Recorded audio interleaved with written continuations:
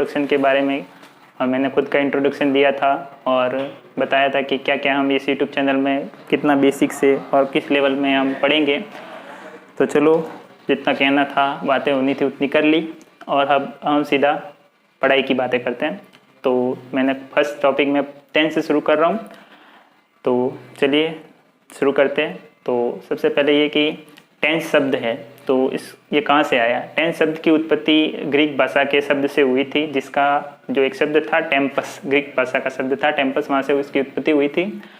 तो पहले क्या होता था कि जो जैसे कि ग्रीक है, लैटिन है, जर्मन है, उस टाइम में ये बहुत ही समृद्ध, एकदम डेवलप्ड लैंग्वेज हुआ करती थी, समृद्ध भाषाएं। तो वहाँ से बहुत सारी भाषाओं ने शब्दों को अपनाया, और इसी तरह टेंस को भी ग्रीक शब्द से लिया गया, टेम्पस से, जिसका मतलब होता है ग्रीक भाषा में टाइम, यानी कि समय। ठीक है, तो चलो ये इतनी सी छोटी सी बात है, पर लिख लेते हैं कि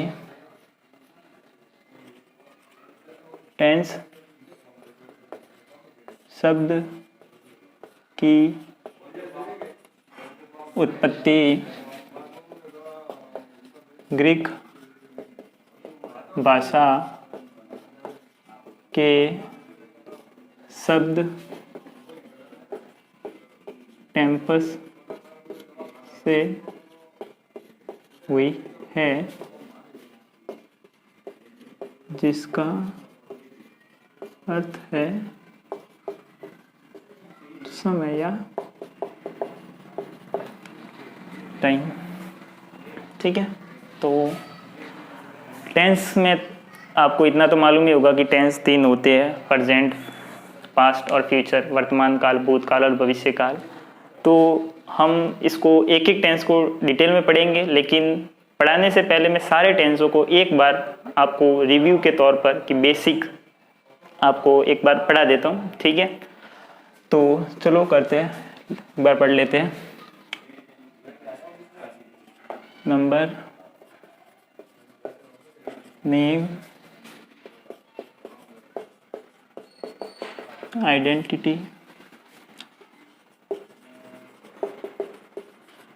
हेल्पिंग वर्ब और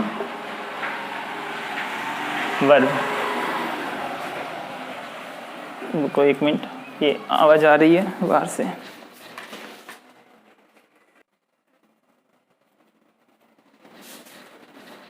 ठीक है, चलो करते शुरू।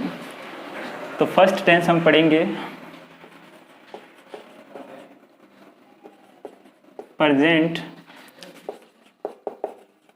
Simple tense. इसको बहुत सारी बुक्स में प्रेजेंट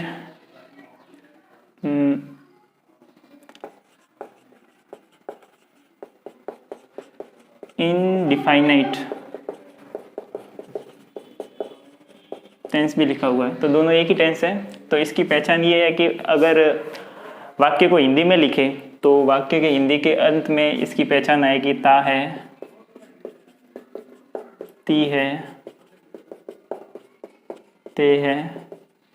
ठीक है, और इस टेंस की हेल्पिंग वर्ब होती है डू, डज, और वर्ब इस टेंस में फर्स्ट फॉर्म का उपयोग होता है। सेकंड टेंस होता है प्रेजेंट कंटिन्यूअस टेंस। ये स्पेलिंग सही से लिखना, क्योंकि बहुत से लोग गलत लिखते हैं। इसकी वाक्य के अंत में आता है रहा है, रही है, रहे हैं। जैसे कि इसका है राम खाना खाता है, सीता स्कूल जाती है, हम फुटबॉल खेलते हैं। ये भी रहा है, रही है, राम खाना खा रहा है, सीता स्कूल जा रही है, हम इंग्लिश पढ़ रहे हैं। ठीक है, तो इस टेंस की हेल्पिंग वर्ब होती है इज, आर और एम। वर्ब की फोर्थ फॉर्म यूज होती है। हाँ, एक बात और कि जो पहले वाला जो वीडियो था वो मेरे इस यूट्यूब चैनल का फर्स्ट वीडियो था, और मेरा पहले कभी इतना एक्सपीरियंस रहा नहीं कि कैमरे के सामने मैं बोलूँ। ठीक है, तो थोड़ी सी हिचकिचाहट थी। तो वहाँ पे मैंने जो क्लोज टेस्ट लिखवाया था, तो वहाँ क्लोज की स्पेलिंग CLOS लिखी ली थी, लेकिन वो स्पेलिंग CLOZ ही होती है। ठीक है, तो एक इतना सा करेक्शन कर देना, क्या फर्स्ट टाइम था तो कभी कैमरे के सामने पढ़ाया नहीं तो अकेले में, ठीक है। फिर थर्ड टेंस है प्रेजेंट परफेक्ट टेंस, ठीक है। इस टेंस की दो पहचान होती है। एक पहचान तो ये है कि इसके अंत में आता है चुका है,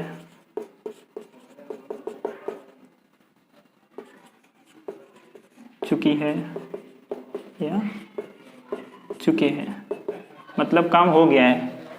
राम खाना खा चुका है, राम ने खाना खा लिया है, सीता स्कूल जा चुकी है, हम फुटबॉल खेल चुके हैं, ठीक है। लेकिन इसके अलावा एक और पहचान होती है, जैसे कि अगर चुका है चुकी है नहीं आए, और अगर ऐसे ही आ गया कि राम ने खाना खाया है, सीता स्कूल गई है, ठीक है, और हमने फुटबॉल खेला है, ठीक है। तो राम ने खाना खाया है तो इसका अर्थ यही होता है कि राम खाना खा चुका है, ठीक है। बात वही है, सिर्फ उसको दूसरे शब्दों में लिखा गया है, ठीक है। सीता स्कूल गई है तो इसका अर्थ भी यही होगा कि सीता स्कूल जा चुकी है, और हम फुटबॉल खेल चुके हैं, इसको ऐसे भी लिखते हैं कि हमने फुटबॉल खेला है। तो जस्ट तीनों ही काम अभी अभी कंप्लीट हुए, ठीक है, तो वो इस टेंस के अंदर लिखे जाएंगे। तो इसकी एक पहचान अगर मान लो जैसे कि है जाना, अगर एक क्रिया ले, ठीक है, तो उसका क्या होगा, गया है, गई है, गए हैं। अगर क्रिया दूसरी हो गई जैसे कि मतलब नाचना, तो इसका क्या होगा, नाचा है, नाची है, नाचे है, ठीक है। अगर ऐसे हो गया लिखना तो क्या होगा, लिखा है, लिखी है, लिखे है, ठीक है। तो मैं एक सिंपल सा लिख लेता हूँ, लिखना क्रिया, ठीक है। या जाना का लिख लेंगे तो गया है, ठीक है, गया है, गई है, गए हैं। अगर इसकी जगह अगर दूसरी कोई क्रिया होती, ये सिर्फ मैंने जाना एक क्रिया है, जाना यानी कि गो, उसके लिए लिखा है। अगर दूसरी क्रिया होगी खाना तो खाया है, खाई है, खाए है, ठीक है। सुनना है तो अगर सुनना एक क्रिया है उसको लिखेंगे तो सुना है, सुनी है, सुने हैं, ठीक है। तो कोई भी क्रिया उसको हम इसके हिसाब से वाक्य में एडजस्ट करके दी गई होगी, ठीक है। अगर जैसे कि हमें खाना है, ठीक है, तो खाया है, खाई है, खाए है। लेकिन अगर मान लो फिर भी अगर किसी के दिमाग में खुराफाती आइडिया आए, ठीक है, और अगर वो ये कहे कि एक वाक्य है राम ने खाना खा लिया है, ठीक है। कोई कहेगा कि अगर ये आ सकता है किसी के भी दिमाग में, कोई अगर ये कहे कि ये कैसे लिखेंगे, ठीक है, तो राम ने खाना खा लिया है, तो ये यही तो बात कह रहा है कि राम खाना खा चुका है। अब खाना तो राम के पेट में चला गया ना, तो अब इस बात को ऐसे लिखो, ऐसे लिखोगे, ऐसे लिखो। इसको तीन तरीके से लिख सकते हैं, राम खाना खा चुका है, राम ने खाना खाया है, और राम ने खाना खा लिया है। कैसे भी लिखो, तीनों तरफ से हिंदी में लिखे गए वाक्य इंग्लिश में तीसरे टेंस में लिखे जाएंगे, यानी कि प्रेजेंट परफेक्ट टेंस में लिखे जाएंगे। तो अगर वो लिया वाला भी आए तो भी इसी टेंस का ही वाक्य है, ठीक है। और इसकी जो हेल्पिंग वर्ब होती है वो होती है हैज़ और हैव, और इस टेंस में वर्ब की थर्ड फॉर्म यूज होती है।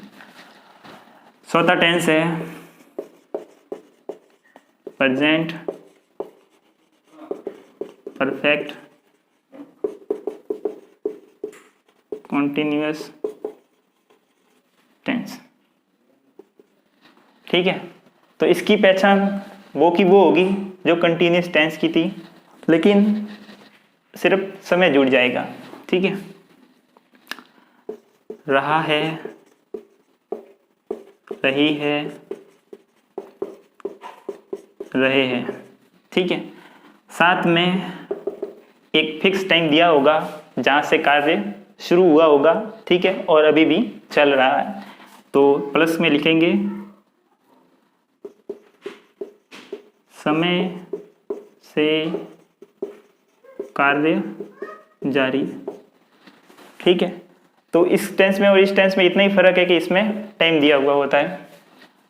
और इसकी हेल्पिंग वर्ब जो इसके वाले है, इसके पीछे बीन लगा दो, हैज बीन, हैव बीन, और वर्ब की फोर्थ फॉर्म पांचवा टेंस है वो होगा past simple tense.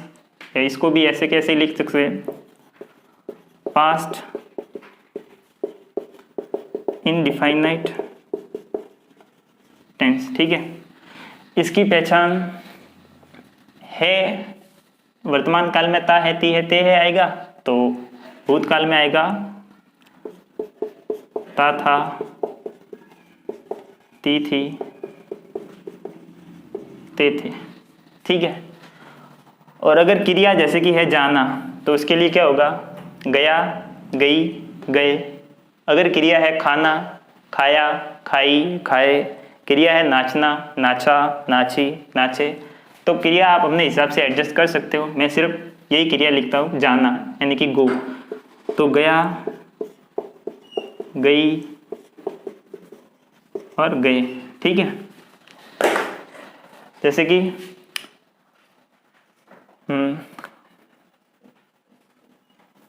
Ram football बचपन में फुटबॉल खेलता था तो ता था। ठीक है, सीता बचपन में ड्राइंग बनाती थी तो ती थी। हम साथ मिलकर खेलते थे तो ते थे। ठीक है, इसी तरह गया गई गए, राम जयपुर गया तो गया गई गए। ठीक है, अगर इसकी तरह अगर दूसरी कोई भी क्रिया आ सकती है, जैसे कि नाचना होगा तो फिर होगा नाचा नाची नाचे। ठीक है, क्रिया आप अपने हिसाब से एडजस्ट कर सकते हैं। ठीक है, आपको पहचानना पड़ेगा, लेकिन इतना तो आप कर लेना। और इसकी एक ही हेल्पिंग वर्ब होती है डिड, और वर्ब की सेकंड फॉर्म इसमें यूज होती है। ठीक है, सेकंड फॉर्म भी यूज होती है, लेकिन ये होती है सिर्फ और सिर्फ एफर्मेटिव में, और वर्ब की फर्स्ट फॉर्म जो होगी वो बाकी जितने भी तरह के वाक्य हैं, ठीक है, नेगेटिव और इंटेरोगेटिव, इस तरह के वाक्य होंगे, इसमें वर्ब की फर्स्ट फॉर्म होगी। तो लेकिन जो वर्ब की जो सेकंड फॉर्म है वो पांचवें टेंस यानी कि पास्ट इनडिफाइनाइट टेंस के सिर्फ और सिर्फ एफर्मेटिव स्ट्रक्चर के अंदर ही आती है और कहीं पर भी नहीं आती पूरी इंग्लिश की ग्रामर में। छठा टेंस है पास्ट कॉन्टिन्यूअस टेंस। ठीक है, तो जैसे कि यहाँ पर प्रेजेंट कंटिन्यूअस टेंस में था रहा है रही है रहे है, तो पास्ट कंटिन्यूअस टेंस में होगा रहा था रही थी रहे थे।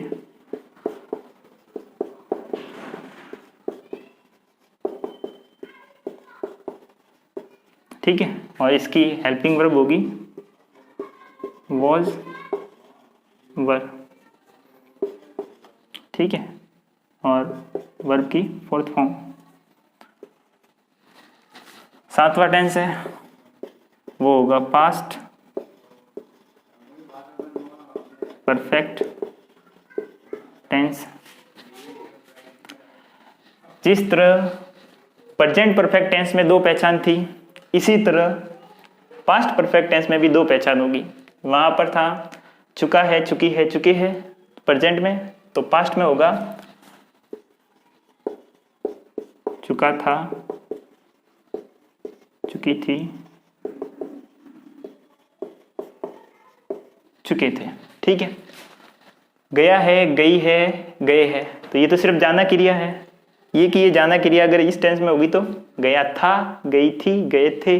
दूसरी क्रिया होगी नाचना, तो नाचा था नाची थी नाचे थे। ठीक है, तो मैं सिर्फ जाना क्रिया गया के लिए लिख रहा हूं, गया था गई थी गए थे। ठीक है, इसकी हेल्पिंग वर्ब होगी हैड और वर्ब की थर्ड फॉर्म। आठवां टेंस है पास्ट परफेक्ट कॉन्टिन्यूअस टेंस। ठीक है, तो इसकी पहचान वो ही होगी जो कंटिन्यूअस टेंस की थी, सिर्फ और सिर्फ एक टाइम जुड़ जाएगा साथ में, एक टाइम फिक्स टाइम दिया होगा जहां से कार्य शुरू हुआ था। ठीक है, तो ये की ये पहचान लिख लो, ये वाली रहा था रही थी रहे थे प्लस समय से कार्य जारी।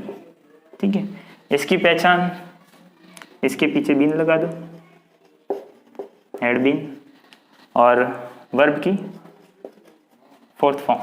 ठीक है, नम्मा टेंस, नम्मा टेंस का नाम क्या है? अब फ्यूचर का बाकी रहा। ठीक है, तो फ्यूचर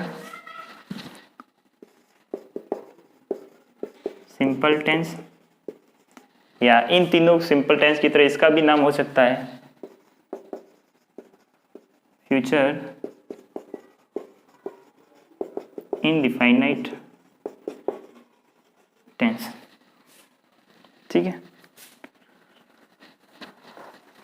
इसकी पहचान चलो बताइए, ये लिख लेते हैं।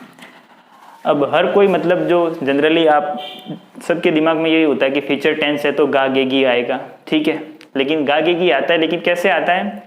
वो क्रिया के साथ जुड़ के आता है, अलग से नहीं आएगा। मतलब अगर क्रिया है जाना तो क्या होगा? पहचान के रूप में अंत में जाएगा, जाएगी, जाएंगे। ठीक है, अगर क्रिया है नाचना तो होगा नाचेगा, नाचेगी, नाचेंगे। तो गा गेगी वो जो क्रिया होगी, ठीक है, जो मतलब क्रिया, जो गा गेगी जो शब्द है वो क्रिया के साथ में जुड़ के आएगा, अलग से नहीं आएगा। ठीक है, अगर लिखना होगा तो लिखने की क्रिया होगी, तो वो अगर नंबर टेंस में आएगी फ्यूचर में। ठीक है, फ्यूचर इनडिफाइनाइट टेंस में तो होगा लिखेगा, लिखेगी, लिखेंगे। ठीक है, तो इसका होगा क्रिया के साथ गा गे या गी। ठीक है, तो इसकी हेल्पिंग वर्ब होती है विल और शैल, और वर्ब की ये भी फर्स्ट फॉर्म ही लेता है। 10वां टेंस है फ्यूचर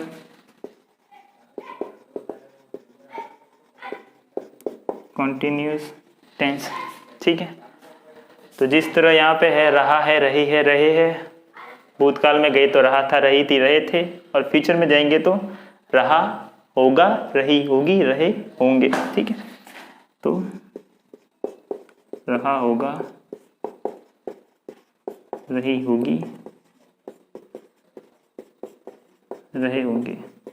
ठीक है, तो इसकी टेंस की हेल्पिंग वर्ब इसके बाद में बी लगा दो, विल बी और शैल बी, और ये वर्ब की फोर्थ फॉर्म लेगा। ठीक है, 11वां टेंस है फ्यूचर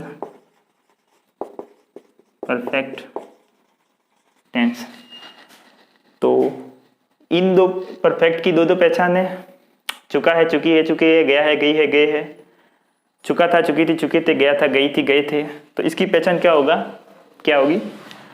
चुका होगा, चुकी होगी, चुके होंगे, या अगर क्रिया जाना है तो गया होगा, गई होगी, गए होंगे। ठीक है, लिखना होगा तो क्रिया अगर मान लो है लिखना, ठीक है, तो लिखा होगा, लिखी होगी, लिखे होंगे। ठीक है, तो मैं क्रिया सिर्फ जाना का ही लिख रहा हूं। चुका होगा, चुकी होंगी और चुके होंगे। ठीक है, या अगर क्रिया जाना है तो गया होगा, गई होगी, गए होंगे। ठीक है, और इस टेंस की हेल्पिंग वर्ब होगी विल हैव और शैल हैव, और इस टेंस की वर्ब थर्ड फॉर्म यूज होगी। ठीक है, और हमारा सबसे आखिरी वाला टेंस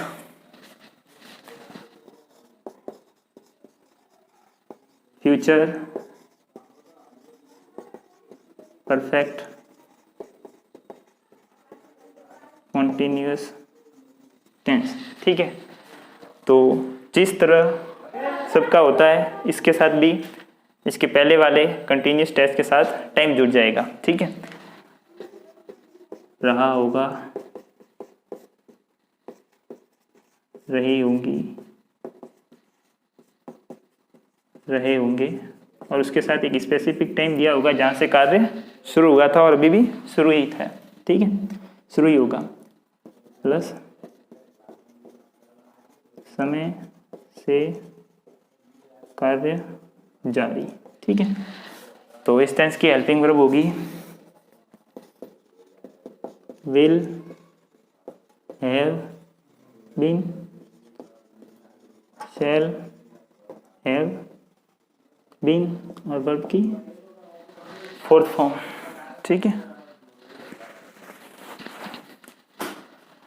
तो जो एक चीज अगर आपने सही से देखी होगी, नोटिस की होगी, तो देखो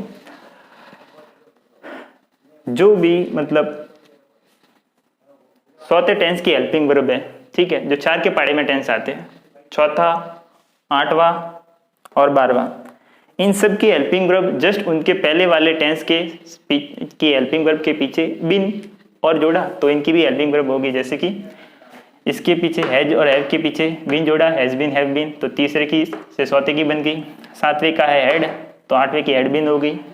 11वें का है विल हैव, शैल हैव, तो 12वें की होगी will have been, shall have been. ठीक है, एक और चीज जो आपने नोटिस की होगी कि इसके अंदर जितने भी सम संख्या वाले टेंस हैं, दूसरा, चौथा, छठा, 8वां, 10वां और 12वां, इस सब के अंदर वर्ब की फोर्थ फॉर्म है। जैसे कि ये दूसरा प्रेजेंट कंटिन्यूअस टेंस 4 नंबर, ठीक है, इसका वर्ब की फोर्थ फॉर्म मतलब वर्ब की first form plus ING.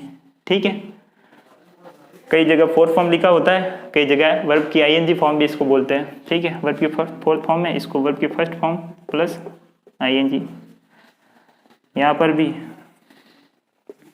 Verb की फर्स्ट फॉर्म प्लस आईएनजी, यहाँ पे भी वर्ब की first form plus ING, verb की first form plus ING form, ING. ठीक है, वर्ब की फर्स्ट फॉर्म प्लस आईएनजी। और एक और चीज जो कॉमन है कि जो भी परफेक्ट ग्रुप के टेंसेस हैं, तीसरा, 7वां और 11वां, ठीक है, present perfect tense, past perfect tense और फ्यूचर परफेक्ट टेंस, इन सब की दो पहचाने और इन सब के अंदर वर्ब की थर्ड फॉर्म का यूज हुआ है। ठीक है, तो ये जो कॉमन सी बात है जो इसको सारणी को देख के लगते हैं। अब जैसे कि बहुत सारे जो कंपटीशन वाले लड़के हैं वो भी मतलब इस वीडियो को देख रहे होंगे, तो ये कहेंगे कि इतना जो पहचान रहा है, रही है वगैरह, ठीक है, ये तो बहुत ही बेसिक है। तो सच बात ये है कि जिनको बिल्कुल भी कुछ भी नहीं इंग्लिश आती, ठीक है, ये भी नहीं आता, वो भी तो कंपटीशन की तैयारी करेंगे जरूर। ठीक है, भले ही आपको आता हो, और तो उनको भी तो बेसिक से पढ़ने की जरूरत है। भले ही ये 9वीं से लेके 9वीं क्लास में या छोटी क्लास में पढ़ाते हैं, लेकिन बहुत सी विडंबना ये है कि बहुत से बच्चों को तो ये भी नहीं पढ़ाया गया। ठीक है, तो सबको साथ में लेके चलना पड़ता है। ठीक है, आपका रिवीजन हो गया, जिसको नहीं आता था वो लिख लेगा। ठीक है, तो मैं साइड में हो जाता हूँ, आप इसको उतार लीजिए। और जो ये कह रहे कि मतलब ये सोच रहे कि नहीं स्क्रीनशॉट लेना चाहता हूँ, तो वो स्क्रीनशॉट ले लीजिए। एक वीडियो में जितने भी स्क्रीनशॉट लेने बनते होंगे वो ले लेना, और या तो वीडियो खत्म होने के बाद सारे स्क्रीनशॉट एक साथ उतार लो, या फिर जब मैं कहूँ कि मैं साइड में हो रहा हूँ, ठीक है, तब आप उसी वक्त पॉज करके भी उतार सकते हो। ठीक है, तो जिसको जैसे सही लगे, मैं साइड में हो रहा हूँ, जिसको स्क्रीनशॉट लेना है स्क्रीनशॉट ले लो, जिसको लिखना है वो पॉज करके लिख लो। ठीक है,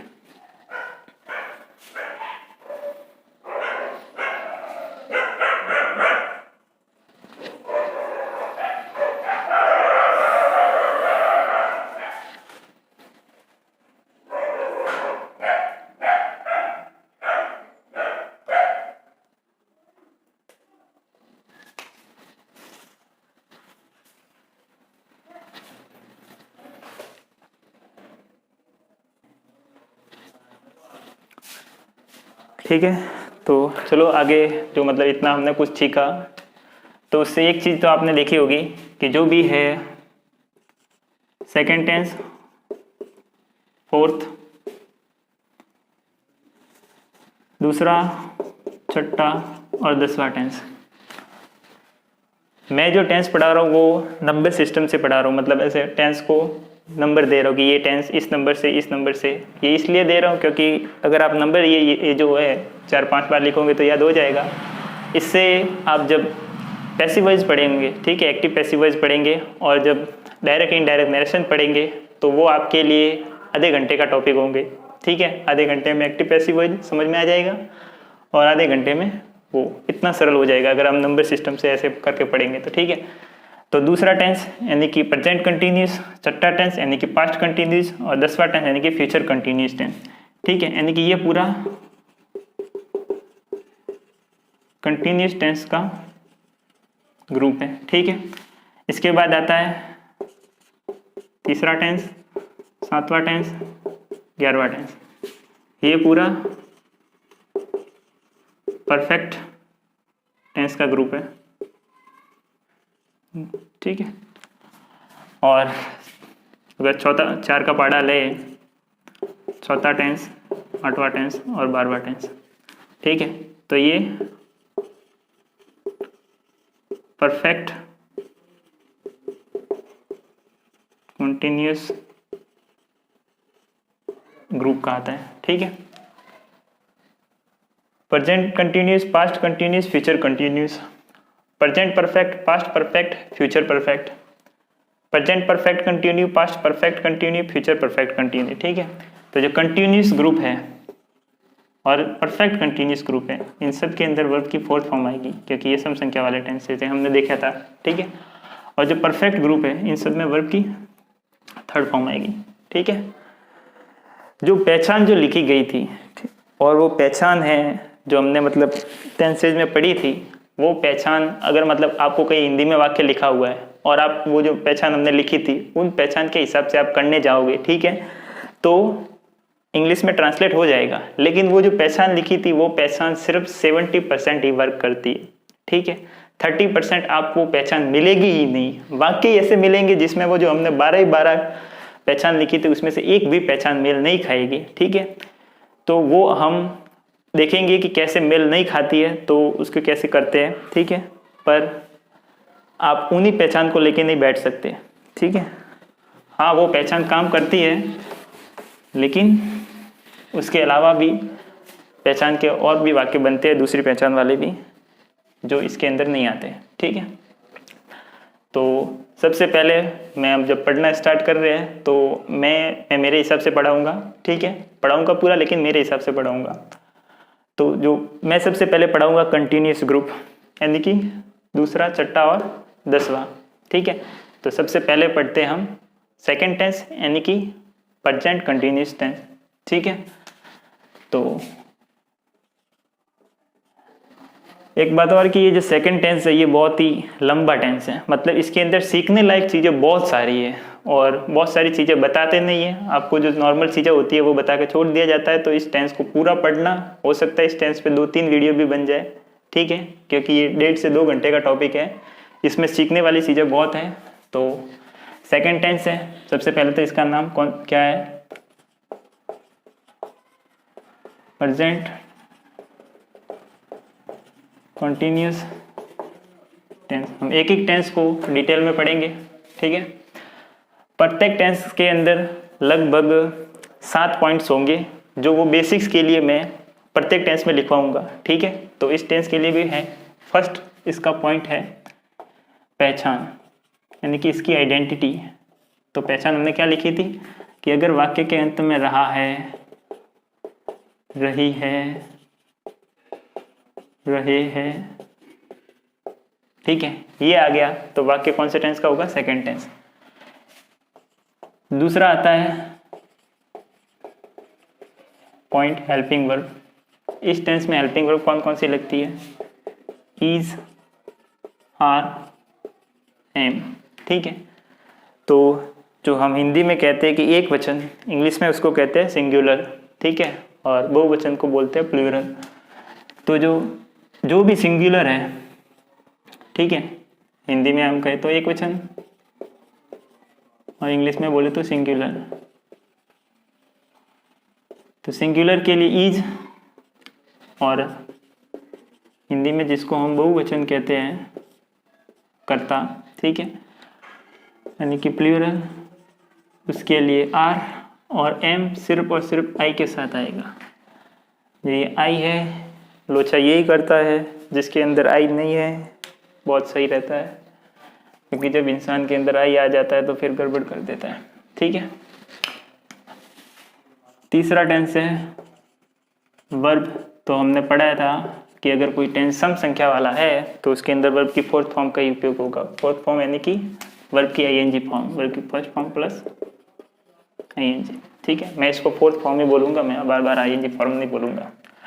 3 पॉइंट तो ये, और 4 पॉइंट होंगे वाक्य के स्ट्रक्चर के, कि 4 तरह के वाक्य बनते हैं, अफर्मेटिव, नेगेटिव, इंट्रोगेटिव नेगेटिव, ठीक है।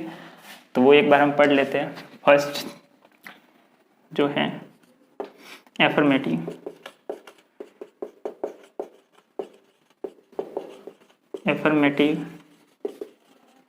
सेंटेंसेस या एफर्मेटिव सेंटेंस, ठीक है। हिंदी में बोले तो साधारण वाक्य। अगर मान लो जैसे कि सिंपल सा ही वाक्य, हम ज़्यादा हार्ड नहीं लेंगे, सिर्फ समझने के लिए।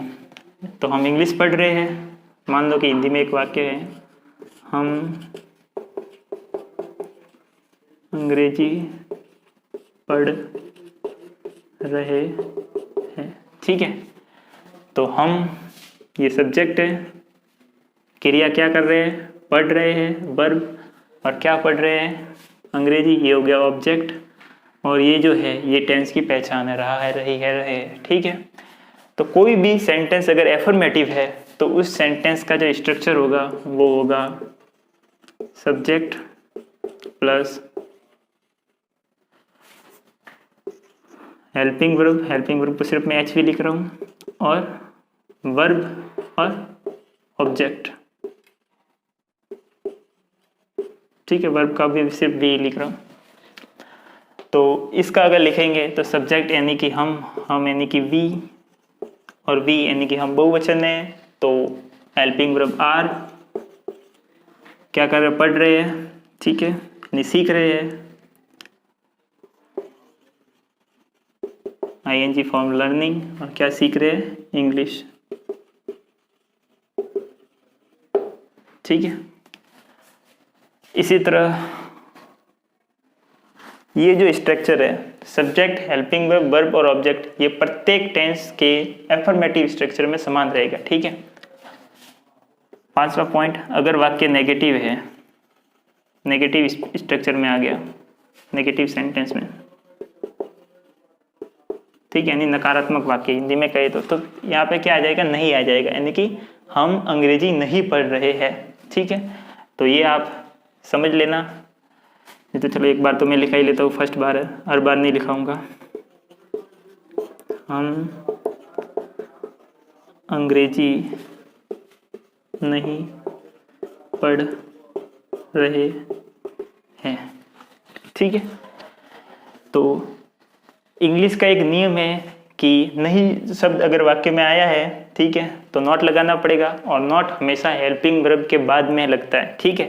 तो इस स्ट्रक्चर में हमने नहीं जोड़ा है, तो हिंदी में जब नहीं जोड़ा है तो स्ट्रक्चर में भी नॉट लगाएंगे, और नॉट कहाँ आएगा, हेल्पिंग वर्ब के बाद में। तो इसका स्ट्रक्चर क्या होगा, subject plus helping verb plus not plus verb plus object, ठीक है।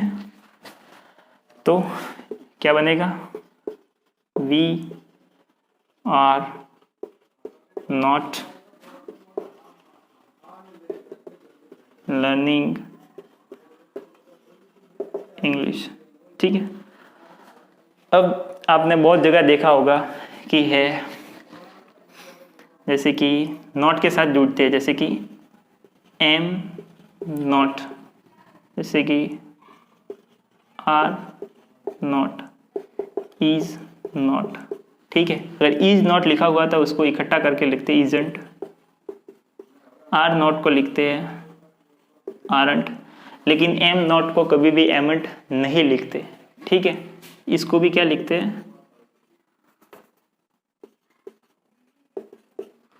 आरंट, ठीक है।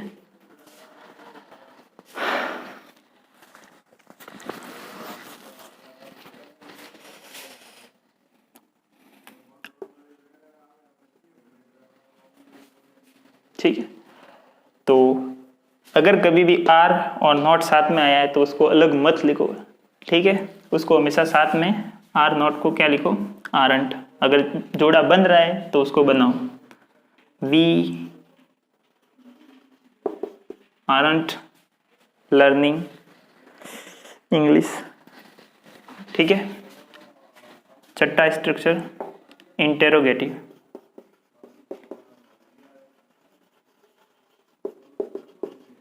इंटेरोगेटिव सेंटेंस, जिसके अंदर प्रश्न पूछा जाएगा। सिर्फ क्या आएगा, क्या शब्द जुड़ेगा, क्या हम अंग्रेजी पढ़ रहे हैं, इसके अंदर जुड़ेगा, ठीक है। क्या हम अंग्रेजी पढ़ रहे हैं तो क्या आएगा, क्या हम अंग्रेजी पढ़ रहे हैं, ठीक है। तो अगर कभी भी वाक्य को इंटेरोगेटिव बनाना है तो जो हेल्पिंग वर्ब है उसको सब्जेक्ट से पहले लिख दो, ठीक है। तो वाक्य इंटेरोगेटिव स्ट्रक्चर में बन जाएगा। जैसे कि पहले लिखो हेल्पिंग वर्ब, फिर सब्जेक्ट लिखो, बाकी ऐसा कैसा वर्ब प्लस ऑब्जेक्ट, ठीक है। तो क्या आएगा, सब्जेक्ट है हम तो हमारे लिए आर, ठीक है, are we not learning English, ठीक है। क्या हम अंग्रेजी नहीं पढ़ रहे हैं। अब देखो ये पढ़ने का मतलब आप रीड करना मत समझना, इंग्लिश हम सीख रहे हैं, ठीक है, तो लर्न आ रहा है, यहाँ रीड नहीं आएगा। और सातवां स्ट्रक्चर है जिसके अंदर इंटेरोगेटिव भी होगा और नेगेटिव भी होगा। तो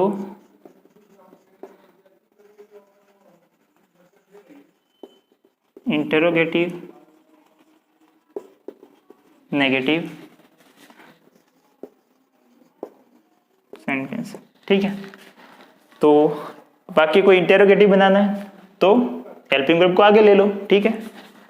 तो पहले तो वाक्य हिंदी में क्या बनेगा, क्या भी आएगा और नहीं भी आएगा। तो क्या हम अंग्रेजी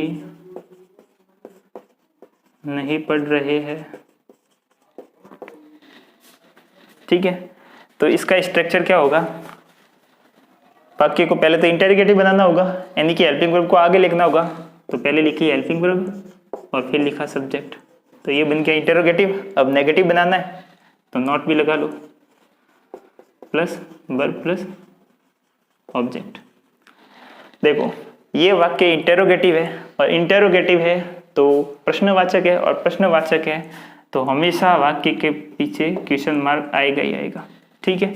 और ये भी वाक्य प्रश्नवाचक नकारात्मक है लेकिन प्रश्नवाचक भी है, इसलिए यहाँ पे भी क्वेश्चन मार्क आएगा, ठीक है। और स्ट्रक्चर के अंदर भी क्वेश्चन मार्क आएगा, क्वेश्चन मार्क नहीं लिखोगे तो गलत हो जाएगा। तो देखो ये जो स्ट्रक्चर है ये तो पहले बहुत ज़्यादा यूज होता था और अब यूज होना बहुत कम हो गया है, ठीक है। मतलब है सही लेकिन यूज कम होता है। तो कौन सा यूज ज़्यादा होता है, वो ये है कि हमने पढ़ा था इंग्लिश में कि नॉट जो होता है वो हमेशा हेल्पिंग वर्ब के बाद में ही आता है, ठीक है। लेकिन यहाँ पर हेल्पिंग वर्ब के बाद में नहीं है। तो जो नया स्ट्रक्चर है वो क्या होगा, हेल्पिंग वर्ब प्लस नॉट। तो हेल्पिंग वर्ब और नॉट को दोनों लिख लिया तो पीछे क्या बचा, ये का ये subject plus verb plus object और क्वेश्चन मार्क, ठीक है। और तो वाक्य को हम दोनों तरह से बना सकते हैं कि इस वाक्य को हम इसके अनुसार लिखे तो पहले क्या आएगा, are we not learning English, ठीक है। और इसके अनुसार लिखोगे तो क्या आएगा, आर नॉट वी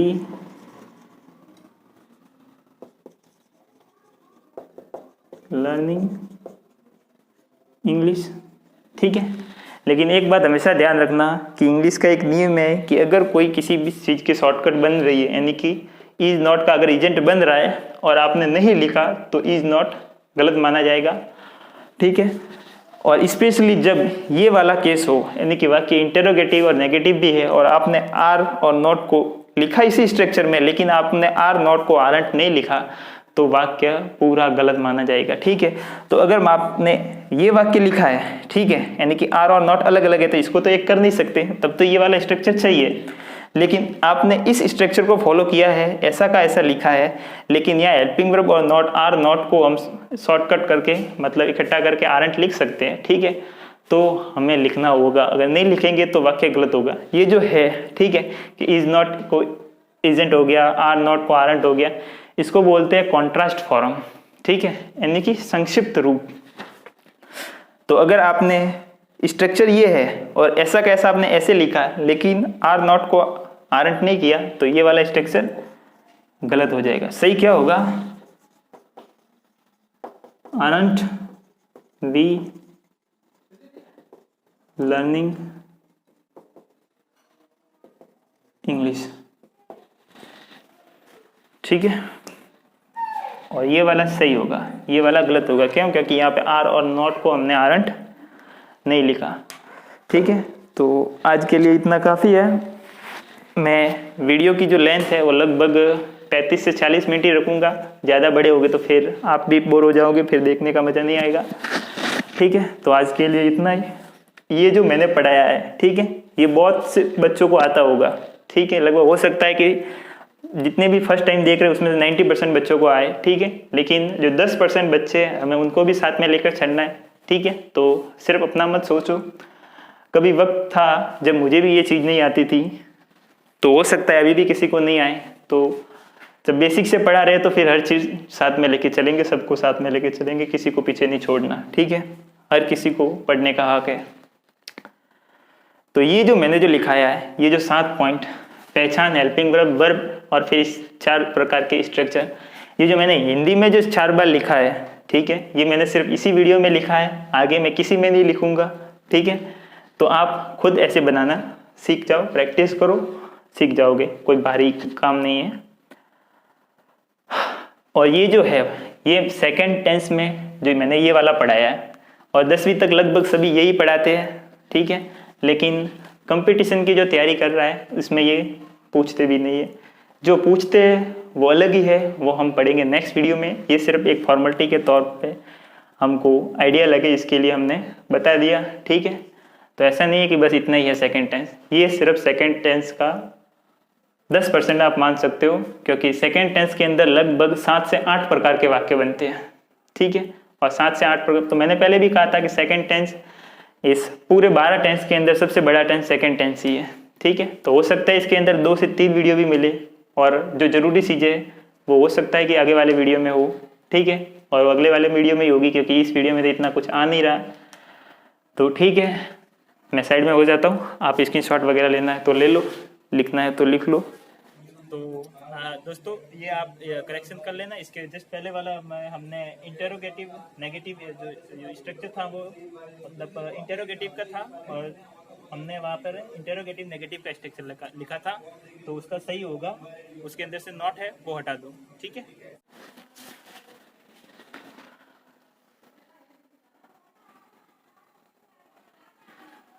ठीक है, तो मिलेंगे हम नेक्स्ट वीडियो में। सेकेंड टेंस का बहुत सारा अभी पार्ट अभी बाकी है, ठीक है। तो अगर आपको लगा हो कि मैंने सही से अच्छे से पढ़ाया है, और तो आप इस वीडियो को लाइक कर सकते हो, ठीक है। मेरा पढ़ाने का तरीका अच्छा लगा हो तो चैनल भी सब्सक्राइब कर सकते हो। और आपको लगे कि नहीं अच्छा पढ़ा रहा है, किसी और को भी शेयर करूँ, उसको भी फ़ायदा हो, तो ज़रूर कीजिएगा, ठीक है। आपको मेरा पढ़ाना अच्छा नहीं लगा तो वीडियो को डिसलाइक भी कर सकते हैं, और अगर डिसलाइक करते हैं तो कमेंट सेक्शन में बताइएगा कि ऐसी क्या चीज़ है जो मैंने गलत पढ़ाई या सही नहीं पढ़ाई जिसकी वजह से आपने डिसलाइक किया है, ठीक है। तो thank you, all the best, पढ़ते रहिए, एक दिन आप ज़रूर एक दिन अपनी मंजिल को हासिल करेंगे। तो ठीक है, थैंक यू, जय श्री कृष्णा, जय श्री राम, सबको प्रणाम।